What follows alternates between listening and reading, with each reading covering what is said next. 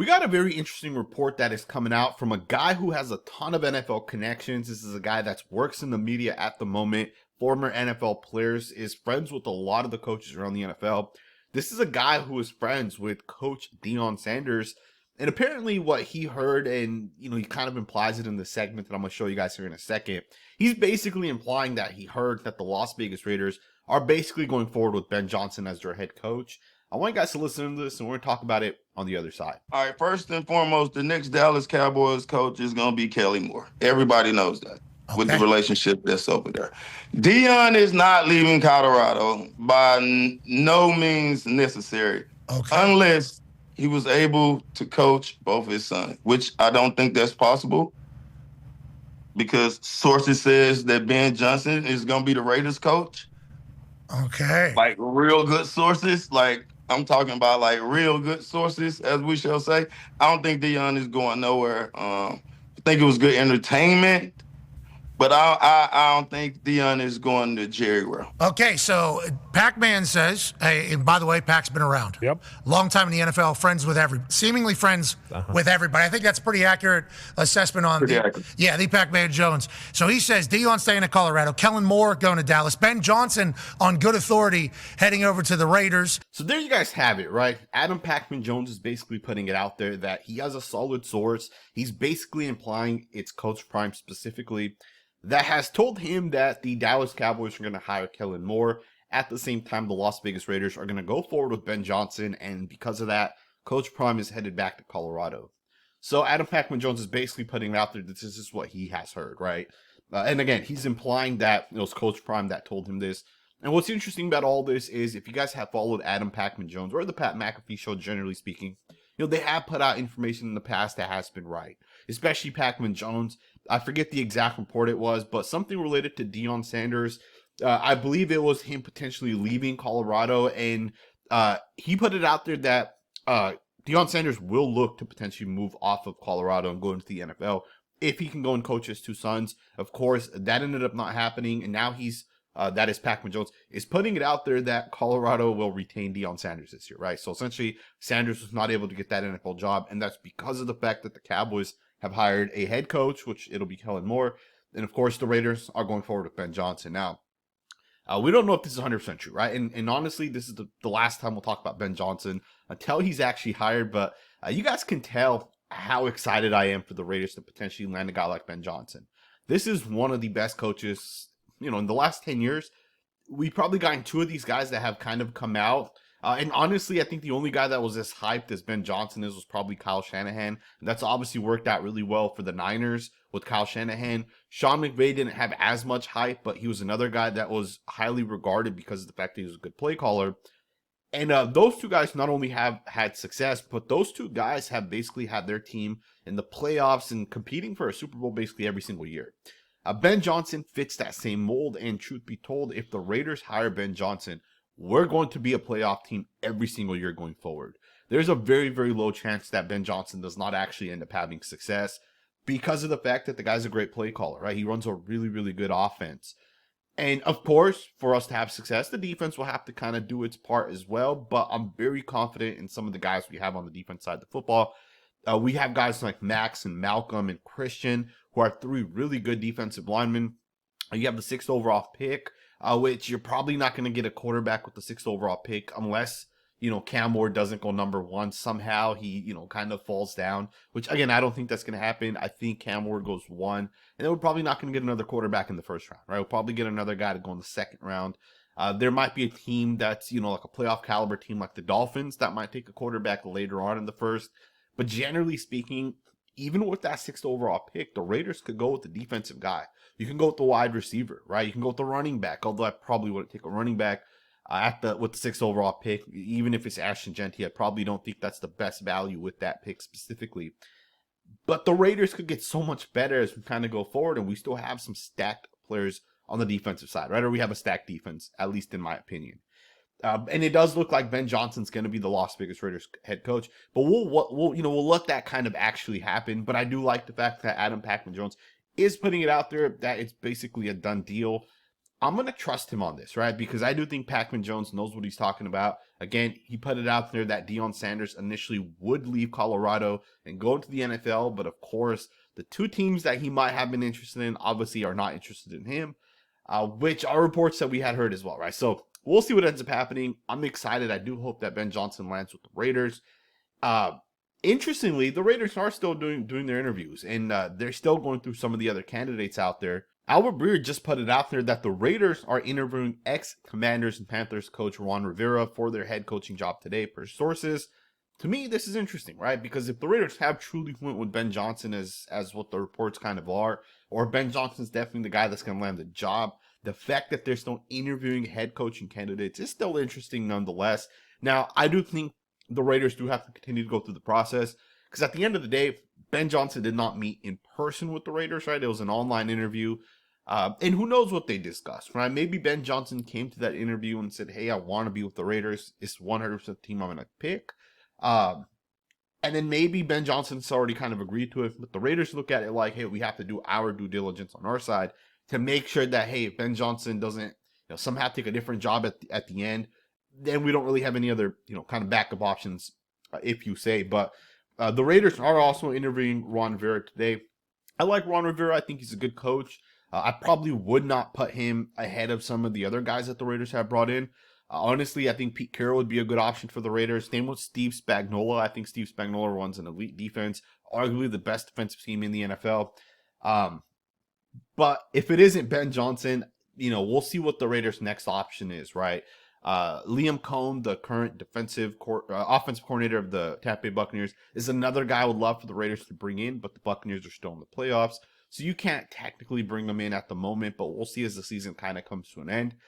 But Ron Rivera is another guy that the Raiders are obviously interested in. We'll see how that kind of pans out. They also requested 2 general managers to potentially interview. One is going to be Brandon Brown of the New York Giants. The second is Chad Alexander of the Los Angeles Chargers. This is kind of interesting as well because, the Raiders moved off of Tom Telesco, and I felt like Tom Telesco nailed the one and only year he had with the Raiders. And to bring in a guy from, like the Giants or the Chargers, these guys are not connected at all to Ben Johnson, right? So if you're going to land Ben Johnson and you want, one of these other guys, to me, it doesn't make sense to have fired Tom Telesco. Of course, unless, there was something specific with Tom Telesco that the Raiders may have felt like, hey, we don't want to go forward with this guy. And I should also note this. Adam Schefter did put a very, very 3-4 minute video where he basically said Ben Johnson has not essentially picked the Raiders, right? Which I do understand why Adam Schefter would kind of put that out there. But he basically put it out there that Ben Johnson still has not 100% committed to any team. And Raider fans should not be excited and think like they're the front runners because he hasn't really committed to the Raiders yet, right? And I do agree with what Adam Schefter is saying, but I also don't think Adam Schefter is the best source, especially not anymore. I think he was years back. I feel like that's kind of changed a little bit. I remember just a couple weeks back, he said Tom Telesco's job is safe with the Raiders. I think like a day or two later, Tom Telesco ended up getting fired, right? So to me, we'll see what ends up actually happening as we kind of go forward. Maybe it's Ben Johnson. Maybe they go a different route. As long as the Raiders nail their next head coach, they should be able to have success. In my opinion, since the Raiders hired John Gruden, we haven't really hired a coach to be our head coach that is actually a proven, legit coach, right? And I think especially in today's NFL, you got to get a proven coach. If you can't get that proven coach, you're never going to have success. And there was another report that I had heard that Tom Brady reached out to Bill Belichick, and he picked his brain, like, hey, what would make a team work? Like, what's going to essentially allow a team to have success? And we don't know the context of that conversation, but I'm sure Bill Belichick made it known that you got to have a good head coach, right? It starts right there at the top inside the building specifically, right? You got to have a good head coach. So we'll see what ends up happening. There's one other thing I want to get into, but before we get into that, I want to just give you guys the underdog picks for this upcoming week. Football season's almost over, man, which is absolutely crazy to think. And I know the Raiders season's already been over, right? Obviously, hopefully that stops, but the Raiders season's already over. But the football season, we got 4 games coming up this week. We'll have 2 games the following week, and then the final game about a month from today, which will be the Super Bowl. But I want to give you guys my picks for this upcoming week. We got a ton of really good games coming up. You got the Kansas City Chiefs taking on the Houston Texans, and we're gonna make 2 picks from that Chiefs game. Now, I think the Houston Texans have a really good defense, right? I think it's one of the best defenses in the NFL, mostly because of the scheme side of it, and of course they do have a really good defense line as well. I think Travis Kelce, although I don't think he's that good anymore, I think he's going to end up having a good game, especially since the Chiefs have kind of been off for a couple of weeks. They benched their starters that final game of the season. They had a bye week. So we're like 2 weeks since that point. And Travis Kelce always kind of shows up come playoffs. So I'm going to take the over for Travis Kelce. I'm going to put it out there that I think he'll have at least 7 catches against the Houston Texans. Again, I think it's an elite scheme, and I think scheme generally impacts receivers more than tight ends. So I'm going to say Travis Kelce has at least 7 catches. We'll see if that actually ends up happening. Xavier Worthy, I'm going to say he'll have at least a touchdown. Worthy's come on really strong the past couple of weeks. The guy's been absolutely crushing it. He looks like he might actually be the best rookie wide receiver out of this class based off the last like 6 weeks, right? The guy's had a really good couple of weeks. I'm going to say he'll have at least 1 touchdown. Jaden Daniels should have been a Las Vegas Raider. Some people have been putting it out there that the Raiders never even reached out. I think that was Adam Schefter that said that, and then Vince Monsignor kind of said the opposite. So we don't really know if Jaden Daniels actually was on the Raiders' radar or not, but I think Jaden Daniels is going to end up having another good game. Now, this is going to be in Detroit. A rookie quarterback, it's going to be a tough environment, but I think the Detroit Lions are going to end up putting up a ton of points. The thing with the Washington Commanders defense is Dan Quinn, if you guys remember, we used to have Gus Bradley a couple years ago. They run the same type of scheme, right? So Dan Quinn's going to come out there and run a lot of, like cover 3 looks, and then they're going to base their defense off of that cover 3. They'll shift it into like cover 6, and they might rotate the safeties and do some things. But for the most part, Dan Quinn's scheme is very simple. And simple usually works against inexperienced quarterbacks or inexperienced offensive coordinators. The thing is the Detroit Lions not only have a good quarterback in Jared Goff, but they have a great play caller in Ben Johnson. And I think he's going to be able to take advantage of the Commander scheme. And I think Ben Johnson and the Lions are going to end up putting up like 30+ points, which means I think the Commanders will be playing from behind, which I think means Jaden Daniels ends up throwing multiple touchdowns. So we'll take the higher on 1.5 touchdowns, which means he needs to have at least 2. Jalen Hurts, higher than 205 yards. Isn't a lot of yards, right? But they are playing the Rams. It is obviously in Philly. The weather will be kind of interesting as we kind of go into this game. I'm going to take the higher on 205 passing yards. It might be snowing there, so the weather might be really bad. We'll see actually how that kind of happens. But Jalen Hurts had a really bad game this past, the last time he essentially played, right? I think he had like 131 yards this past week. So I think he's going to come out to prove that he's a guy that can carry a team. I'm going to take the higher on 205 passing yards. Puka Nacua, we're going to take the higher on 2.5 rushing yards, right? So he essentially just needs to have 1 carry that goes for at least 3 yards. He averages 1 end around every single game. Last week, he had 1 end around for 7 yards. The week before, I think he had 2 for like 5. So if Puka Nacua gets at least 1 end around, I think he'll get those yards that he needs. The last time I did the Puka Nacua end around, it was the one pick that held me back from winning. So hopefully this time it does not. But those are my 5 picks. If you guys are interested in making your own picks, I'll put a link down in the comments below. Go check that link out. It supports the channel, obviously. And then tag me on Twitter and let's talk about some of your picks. Let me know what you guys think about my picks in the comments below. And then let's just wrap this video up. This is something that I kind of wanted to talk about anyways. And I saw this article kind of come up. This is a Raiders Sports Illustration, the Raiders version of it. And they said that the Raiders have a budding secret superstar in Jackson Powers Johnson.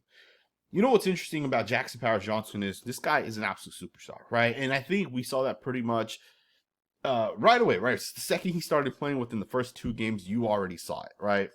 Some guys, it takes some time to develop. I'll use an example, a guy like Colton Miller, right? He really struggled his first 2 or 3 years. He did not look good out there. He had traits, and we definitely stuck to some of those traits, and we definitely hoped that they would develop, and they develop really nicely, right? But a lot of guys don't really develop, right? Like you'll see guys out there, Dylan Parham's an example, where you'll see some good things, but he didn't really develop and get a lot better. And it's rare to have a Jackson Powers Johnson type of player. Like, Powers Johnson is rare. It is as rare as it gets. And what I mean by that is, in college, Jackson Powers Johnson only started 1 year, right? As a true starting center, it was 1 year. Prior to that, he was a rotating guard. So he wasn't even a full-time starter in his second year at Oregon. His first year starting, which was his third year, the guy dominated. Like, he was throwing people. He was crushing people. He moved at a different speed than everybody else on the field. And those guys are rare, right? They're absolutely rare. And Jackson Powers Johnson was able to kind of do that even in the NFL, right? What he showed us in the NFL is that this guy's going to be one of the elite players in the NFL. Quentin Nelson's a guy that's gotten a lot of credit from, when he kind of came in as a rookie, his first 2-3 years, people hyped him up like crazy. And keep in mind, most interior offensive linemen, you're not hyping up, right? In fact, most people cannot name 7 interior offensive linemen that start in the NFL.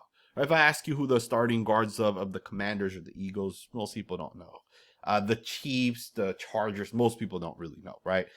But with Jackson Powers Johnson, what makes this guy absolutely special is just that physicality he plays with, is how he moves. And again, we saw that pretty much right away. And even as he was coming out of college, there was essentially no way this guy was going to ever bust out. And people are starting to actually recognize that Powers Johnson is truly elite. And I'm glad that we're at that point where people are recognizing it. But I don't think we've come far enough. In fact, I posted a video talking about Powers Johnson on TikTok a couple weeks back, and so many people were like, this guy's not that good. Zach Frazier of the Steelers is better. Some people were like, hey, the Cowboys have Cooper Beebe. He's better.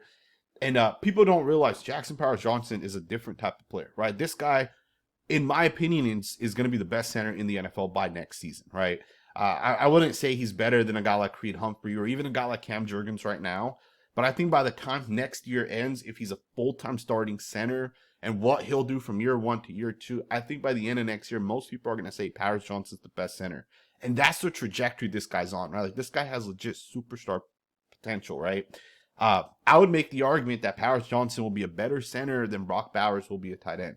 And that's a crazy statement to make, right? Because Brock Bowers is going to be arguably the best tight end in the NFL, but that's going to be Powers Johnson as well. And maybe I shouldn't say Powers Johnson will be better, but that's how great these two guys are, right? Both guys will be probably the number 1 or number 2 guys at their position, essentially, right? So I'm glad that he's getting a little bit of recognition. I don't think it's come far enough. We will be doing a film breakdown on Jackson Powers Johnson here in the next couple of days. I think next week. I really want to get into some of the recaps of not only Powers Johnson, but I'll do some of the other guys on the Football Scout channel as well. So let me know what you guys think, man. Thumbs up, subscribe, and I'll see you guys next time with another video.